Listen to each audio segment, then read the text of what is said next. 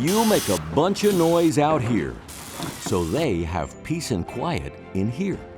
Because there's no better sound than the squeak-free guarantee from Advantech Subflooring and Advantech Subfloor Adhesive.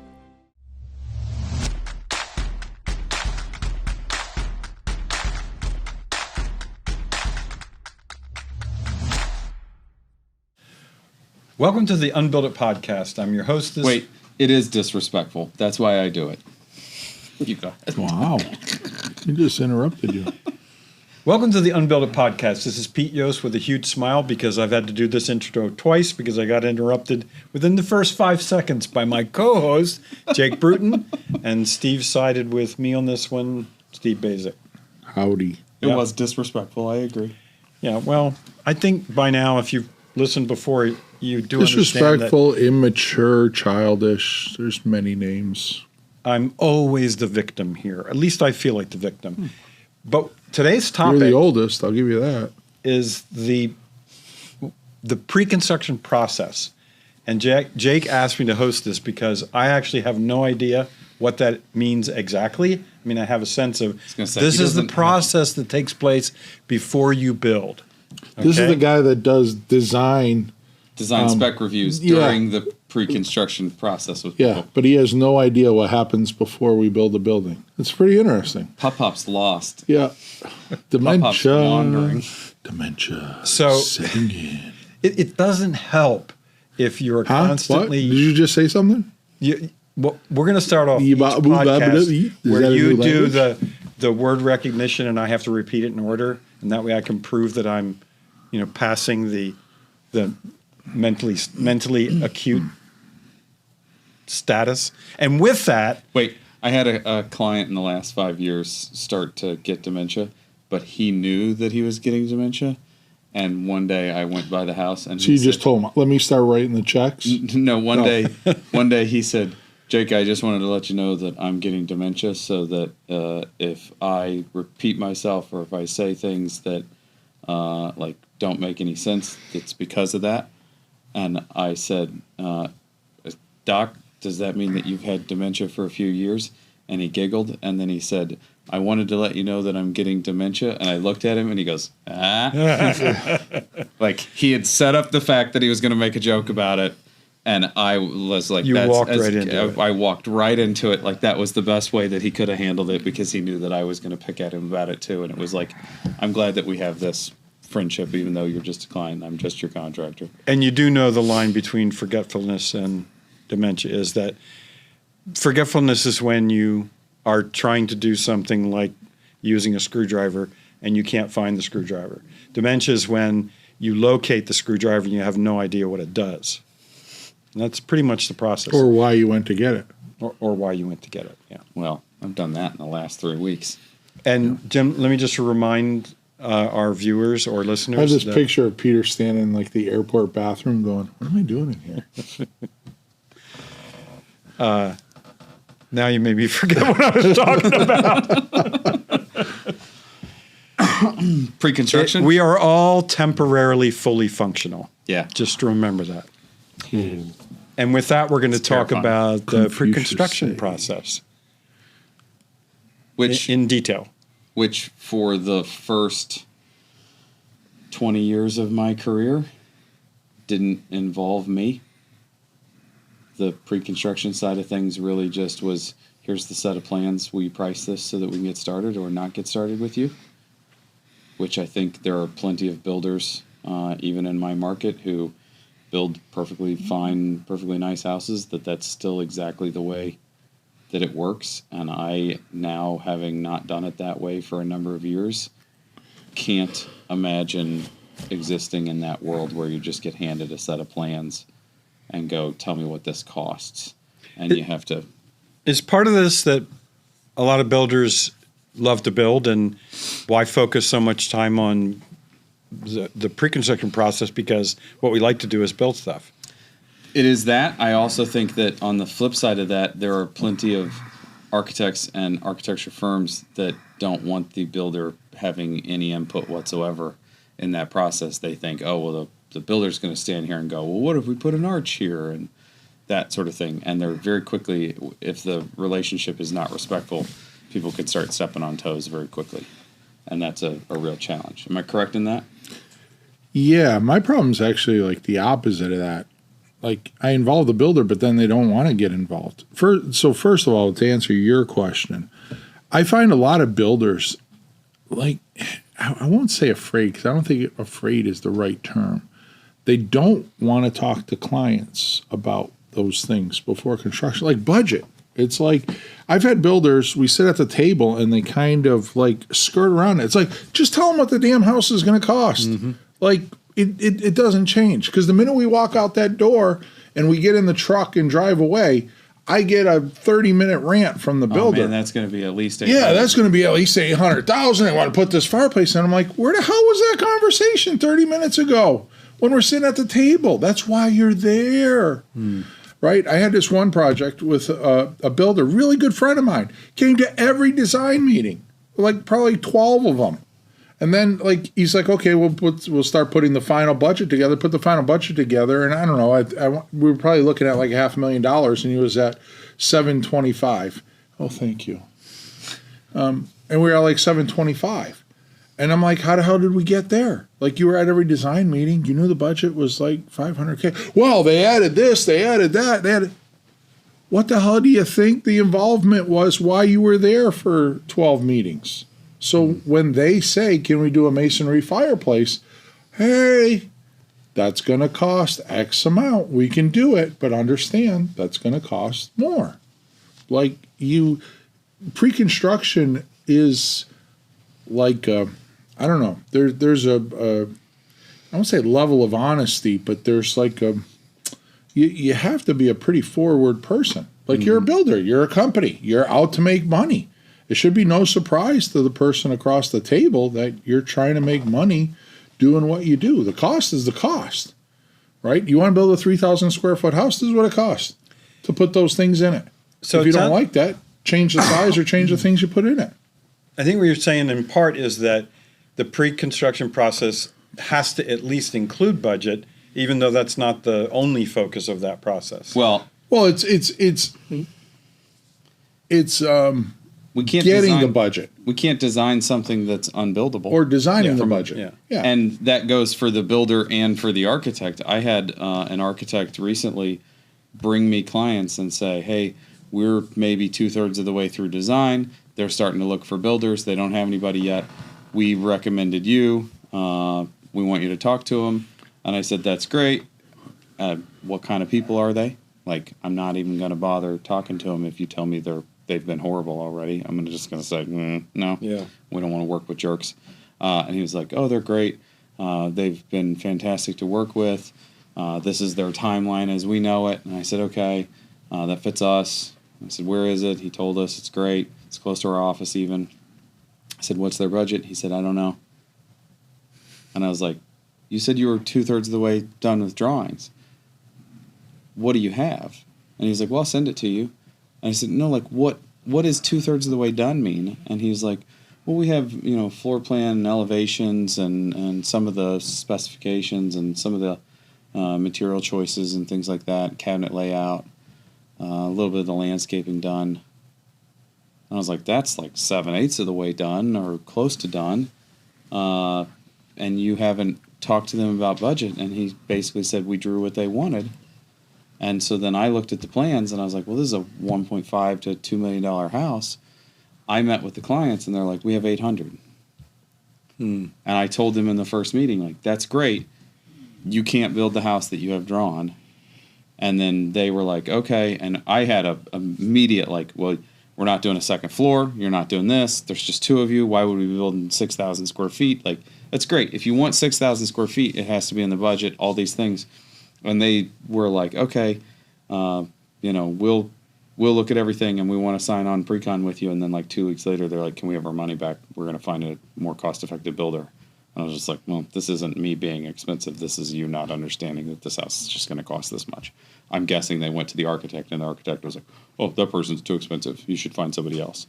because I made the process difficult for him because he was going to have to redraw the house. Well, and is that why a lot of builders are afraid of the process, because they know that Yeah, I they're cut gonna myself have out to of be the project the bad immediately news? Yeah. because I said, this is not, you can't do this. You're And not nobody- Bad changing news the is bad outcome, you're news. delaying. Bad news is bad. If you have cancer, whether I tell you today, 2 weeks from today, or 6 months from today, when maybe I don't have the option to tell you anymore, Yeah. it doesn't matter. It doesn't change the fact that you have cancer, right?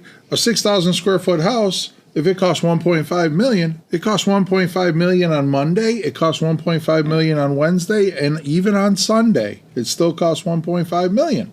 Yeah. So Yep. just get over it. Charge what you charge. And so all parties involved need to know that up front. And it needs to be taken into consideration from the beginning. And there are so many times where the architect is done with the plans and then hands you the set of plans. And now it's the builder is too expensive instead of the plans are, all I'm doing is pricing what's in the plans at that point. The plans are too expensive. I'm not too expensive. The plans are too expensive. Are there tools you can use, budgeting tools where you can actually Calculator. Well, Spreadsheets. if you have a spreadsheet that Yeah, shows Excel. here's where the cost, like if you're going to do kitchen cabinets, what's the range there? Yeah. Because some of this sounds like you didn't have a tool that allowed you to You inform the really client. want to get me fired up today. This is why I didn't want to host this one, but go ahead. So there's two kind of builders in my world. There's one that I can hand a set of drawings to. Not even a set of drawings. I'm working with a builder now, and there's a couple other ones. I hope after- he's not talking about me. After one or no, this is the good Oh, one. he's definitely talking about me. But after like one or two meetings, they're going to be like, okay, this is 1.2 to 1.4 or 2.2 to 2.4, whatever the number is, right? And then there's the one that like doesn't say anything or says, we'll take on the client, $1 million budget, it's fine. And then they need a full set of drawings to bid Get anything. right? Yeah. They can't look at a couple sketches. And literally, the builder that I'm working with, and they're one of the best builders in the Boston area, they'll take a couple sketches. They'll develop like an 8-page estimate because they understand, hey, my framer's going to charge this. If it's a roughly 4,000 feet times X amount of dollars, that's what it's going to cost framing. And then they take that number and they give a low and a high range, exactly like you said. So the homeowner immediately is getting, well, your house is somewhere between here and there. And as we make decisions, that number closes in on itself. So as you're looking for places to, get those ranges, is square footage like? Square footage is always driving it. Yeah. I mean, what I would probably consider the best builder in Boston, right? We sat down one day and he said, I don't care what you build. He said 70% of the cost is in square footage, right? And it's things you don't control, right? You don't control the price of concrete, but if you're building a 3,000 square foot house and it has, 360 linear feet of concrete, you're not changing that price unless you change the square footage, right? And so that 30% that's left, he said, out of that 30%, you're going to spend 20% of it. You have to. But those are things you make choices on. Kitchen gonna have cabinets, the type of doors, the type of windows. Those are going to move a little, but you're going to spend at least 20% of that. So clients have maybe 10%, 15% of the control of the budget after square footage. That's interesting because I was assuming that there are some rooms that per square foot are relatively inexpensive compared to rooms of high function like kitchens and They are. They are. And the bigger it's the just house you proportionate. get, the bigger your house you get, I tell clients the cost per square foot is the unit cost is less, the house cost is more. But it's not dramatic. I used to think that that was super accurate, though. But I've not put very often. I've not put $5,000 bathtubs in 1,000 square foot houses. Right. Like your taste and your selections just start going up, and it starts to even back out at a point where But it's you like, still- well, I'm buying Callista faucets, the Kohler You do have Extreme that, line. but that's in that 20% of choice making. It's not in the 70% of square footage, right? It's like the little house, you still need a water heater, you still need a heating system, you still need an electrical panel. The electrician, he's going to charge you more to put in, obviously, more outlets and lights, but to him, Per square foot it goes 5 down. days versus 4 days is almost the same price. So when you pull the levers with the client, you're saying I only have those levers for about 30% of the budget. Not even. It's probably like 15%. Yeah, that surprises me that it's So in that. clients, I always laugh, and then I try not to laugh in their face, but we're not really fancy people. We don't need crown molding in every room. I said, okay, well, there you go. You just saved $3,000 or $6,000. You didn't save $30,000, Yeah. right? And when they're taxed with, hey, we have to save or go from 1.2 to $1 million. It's like, well, we could take the crown molding out of here. No, we're not taking crown molding out. We're lopping off the third bay of the garage. We're lopping off the screened-in porch. Yeah. The second living room upstairs, we're getting rid of that and adding the bedroom and moving that off of that section of the house and moving it over. That's how you lose $200,000, And- not by getting rid of crown molding. And now it seems to me that what I see in this process is tons of revisions you're going to have to do. So you have a vested interest in making sure that Probably half our projects right now are being redrawn. And I Because of tell that- clients all the time, well, let's just see where the number falls. I'm like, I can tell you where the number's going to fall. You're not going to like it. You're not going to like it. And then it's like when you have what they don't understand, or what people, non-architect people, don't understand. If That's you and me. If we're designing the project and I have 2 floor plans and I say, we probably don't have money for that screen and porch, and let's lop it off or do whatever and change the square footage of the house a little. By the time we get to construction drawings, that change went from less than an hour to about 10 hours. Because now I'm changing the floor plan, the framing plan, the roof framing plan, the Foundation. building elevations, Yes. the window elevations, the electrical plans. Yeah.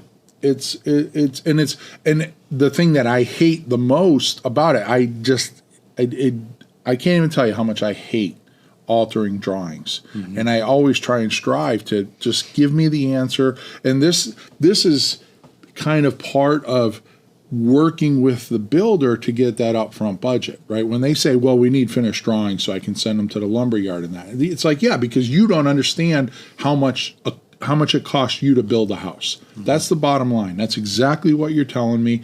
I'll argue to my death. Don't give me this, well, I'm a builder. No, you're not a builder, okay? You're aggregating contracts here.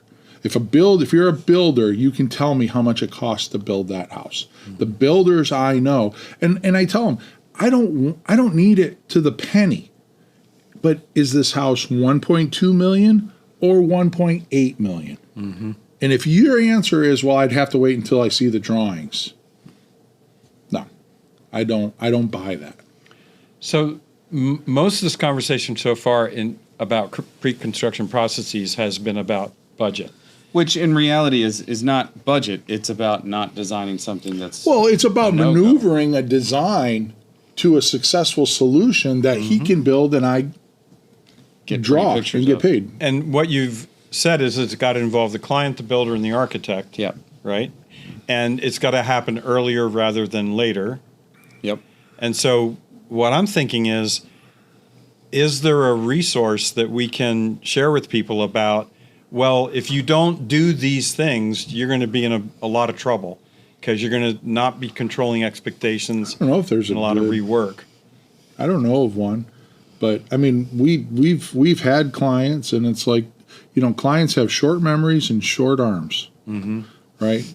When they go to write a check, it's kind of like, I can't quite T-Rex reach where they the can't reach the checkbook, right? And Crocodile pockets. and short memories of, oh, how did we get here? Oh, well, maybe it's the $60,000 masonry fireplace. Maybe it's the $50,000 screened-in porch, and it's the additional $30,000, $40,000 garage bay. Maybe that's how we added $200K to this project. I don't know, but I kind of remember us talking about that. But they have dementia, right? I should write a book called Client Dementia. and tell those stories. But the other thing that it took me until recently to really like flush out the understanding of it is the reason that we get to these positions is because we all want to get the most bang for our buck. Mm-hmm. When we build a house, we all want to put as many features and as many things into that budget as we possibly can. I've never had a client say, I have $1 million, let's draw 800 and let's have our final budget be for 800. And then we have 200 that if we find something we want to add in, we can. They all draw and budget for $1 million and they're maxed to begin with. And if they want to make a single change, they already exceed estimate. Mm-hmm. And so like that's the starting point where, and then it looks as if we've done something to fail, when in reality, all that's happened is that they've immediately set themselves up for, you want to add a pencil sharpener in the garage? We are above estimate. Mm-hmm. Period. So let's say that in the normal process of things, they ask you for a budget number as an architect before the builder's involved, right? So now the burden is on you. Yeah, but that's pretty easy. Okay. I mean, depending on It's easy for you. Well- I wouldn't let any other architect speak Gotcha. the way I do you. because I tell them, and it depends on where we are, and I ask, do you have a builder? Because it does matter. Right. And then I will always tell them, like, yes, we're probably somewhere between 1.2 and 1.4 million, but it's going to be much easier to spend 1.5. Mm-hmm. Right. So plan on that. Mm-hmm. Right. And I mean, yeah, we've had clients, and I try and nip it in the bud right on at the first meeting, like, because they come up and they show me, oh, look at this is the floor plan I got off a line and this and that, and I'm like, yes, that's pretty, but that's about $400K over your budget. So you're not getting that plan. The question is, what about that plan don't you value? But I really like it. Okay. Yeah. Well, then you better really like writing an extra check for $400K. So in the architectural world, there's no tool that, like an electronic tool that can attach a budget to it. No. That's really you know what's interesting. interesting? And I try to do it, but I would venture to guess at least half of the architecturally designed homes or building designer, which is worst case probably, and knowing they don't even know what it costs to build that house. I agree. Right. I agree. They do their set of drawings, they give it to the builder writes up a number, gets a contract with the homeowner, they disappear. They don't even know what it costs. Yeah. So they don't have a reference point. Yeah. I'm always trying to ask the builders, like, hey, what was the final number on, the Joneses house, or where are we at with that? What is the budget for that? So that way there I can go back, and if I have to readjust my numbers for the Boston area, then I'll readjust my numbers. I had a conversation recently with an architect, and she said, yeah, I talked to these people, their budget is this. And I said, that seems really light. And she said, well, I told them this much per square foot for a new construction. And I said, that's half of what you need to be telling them. And she was like, really? And I was like, yeah, that's half of what you need to tell them. And she was like, really? And I was just like, now I have to, when I meet these people, I have to be the one to tell them double. And now I have to fight against, they already have that number in her head. Mm-hmm. And then 2 or 3 days later, I saw her, and she said, oh, by the way, I talked to this other builder. They're more expensive than you are. And I was just like, so now she has at least 2 points of reference that told her she's been telling people to expect half of what our market is supporting. So to be interesting, requiring, not supporting, requiring. Like, I'm not getting rich off of our clients. It'd be interesting in future clients if she references your number and the other builder, or if she's still trying to use that number. Yeah. Well, and part of what I was thinking as you two were going back and forth is, how often can you use prior clients to say, hey, look, if you want to understand and have a reference point, let's take an example. Yeah. So is it beneficial to I tell people, like, they're like, oh, I really like that house you did over on John Street. Yeah. And I'm like, yeah, well, John Street, I do here's an that. example. It's 3,000 square foot house. It was 925. Yeah. Yep. Right. We're That's just gotta under be $1 really million. helpful. Yeah. And they're like, oh my God, it cost that much. Yeah, it did. It cost Yeah. that much. Yeah. And I put together last year, at the advice of another builder, I have a 2-page thing that's like, here's a paragraph about this house, and here's a picture of the house. Here's what the budget was for that house. Here's a paragraph of another one. Here's what the budget was for that house. And it's like, here's 3 of our more recent homes. And you can go, well, shoot, that shows that it's between this per square foot and this per square foot. And that house sounds close to what we're talking about. And that house was 1.5. It would Man. be that would also be helpful, I think, if you know that range you give, like once we start picking kitchen cabinets and things like that. If the example that they saw was the range of this could have been affected by your final finish decisions only about 10 or 15%. To set the expectation like, oh, okay, it's mainly about the total square footage and how many spaces I've added to that project. Well, you know what I find really interesting? 2 points. One, a lot of builders strive like, oh, I want to get better clients, get better clients, get better clients. Better clients means potentially just more financially savvy, maybe, right? So these clients or these builders are working for, say, a CEO of a company. It's like the guy's gotten bad financial news in his history somewhere, right? You don't get to that, but what he wants is sound financial numbers. If you sit across the table and you seem wishy-washy, he's sitting there going, what the hell? You know, is it this or that? And it's like, just tell him. And the second point is, if I pointed out who I thought were the most successful builders I know, and that I would think every builder would want to be like them, they sit at the table and just tell you, this is what it is. If you don't like that number, we can change it, but you have to change it. I'm not changing it. That's what it cost to build that house. Yeah. So- I'm not the one that made it cost that. Yeah. So again, Which is we've a really tough thing to get to. It took me a long time to get to It that is. point. It's hard. Because you feel like you're the one making it. Yeah. I mean, well, they're sitting there saying, oh, well, this is my dream house. But it's okay. Change your dream. Yeah. Either it's in the budget or it's not in the I plan. love dream wrecking. Dream Wrecker. There's So- the title of Steve's first album.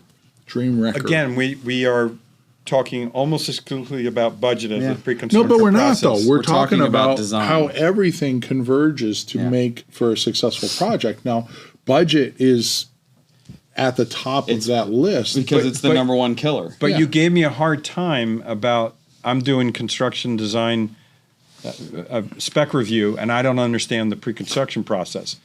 I am not involved in budgeting at all. Well, of 'Cause- course you are.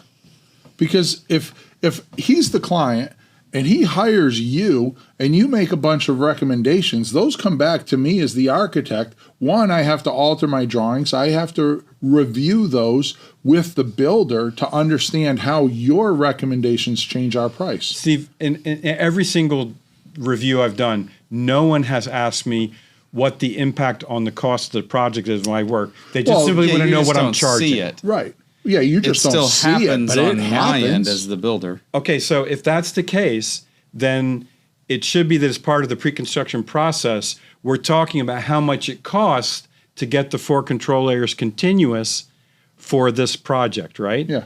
And I've never had anybody. No. But I know. But the builder is definitely going to have that conversation of, yes, I agree with Peter. That is how we should do it. We should put a entangled mesh under the metal roof. But that entangled mesh is going to cost an additional $5,600. All right. So we don't have to do it by code. We can put the metal roof right down against the deck. Is it as good? No, it isn't. But your recommendation drives the budget. I don't see, because I don't get any feedback on this, what the impact is of, tell me how much more it's going to cost to get, continuous water management on this building.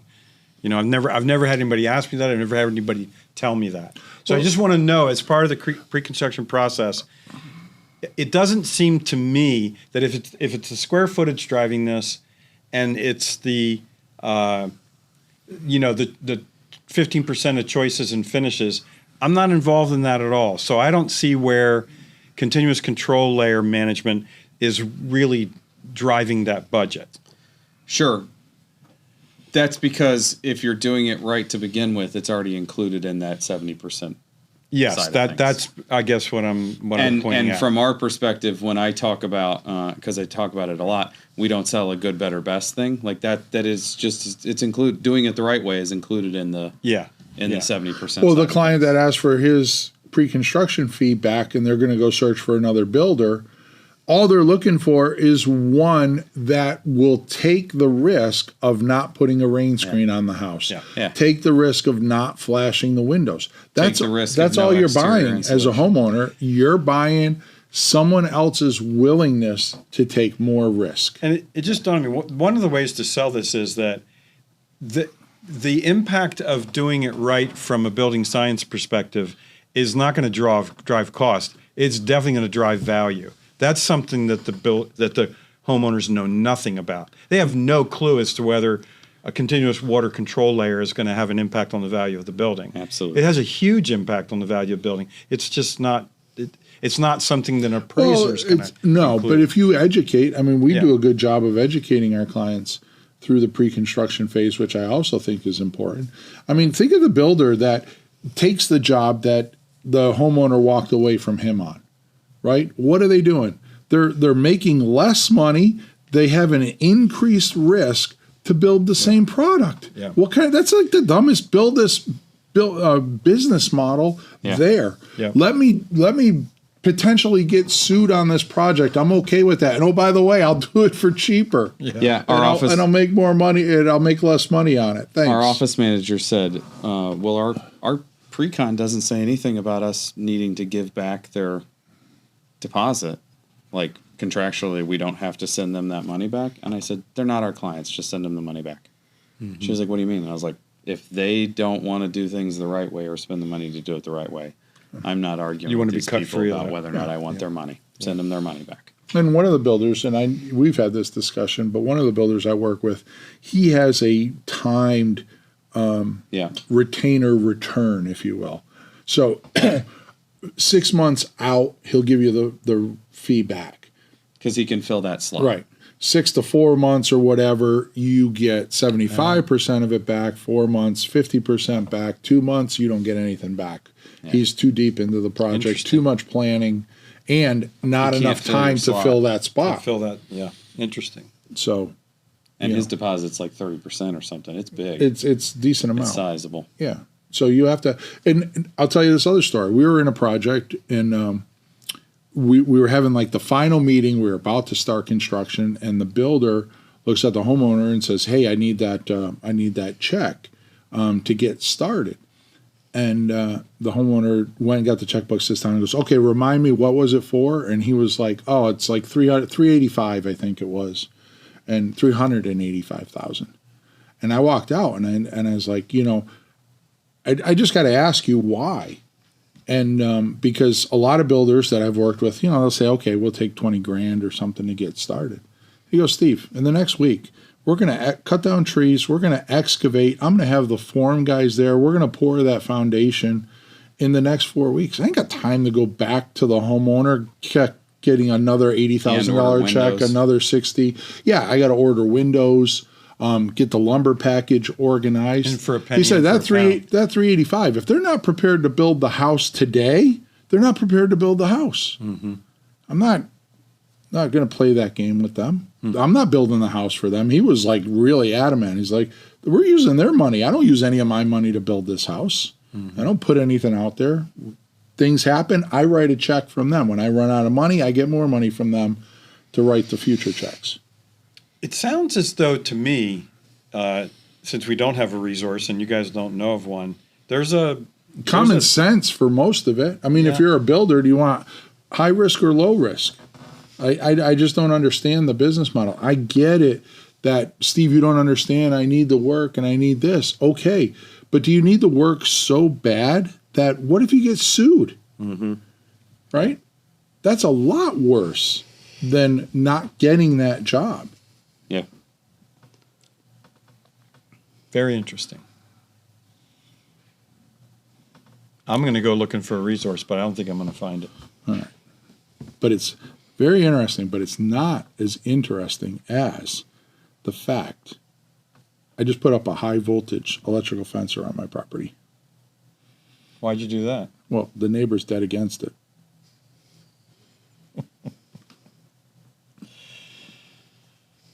I think the most valuable part of this is now people know that we're near the end of our podcast. It's like, now I can jump all overboard. Yeah, you can jump overboard. Jake, why don't you take us out with email instructions? Yeah. If you have questions or if you would like to beg Steve to stop, it's questions at UnBuild It podcast. Or Yeah, please beg me to stop because that's more like fire. Steve's Gas on the cell fire. phone number is 512-555. 1212. Hike. Thank you for watching today. Until next time, have a good day. See ya. Bye bye.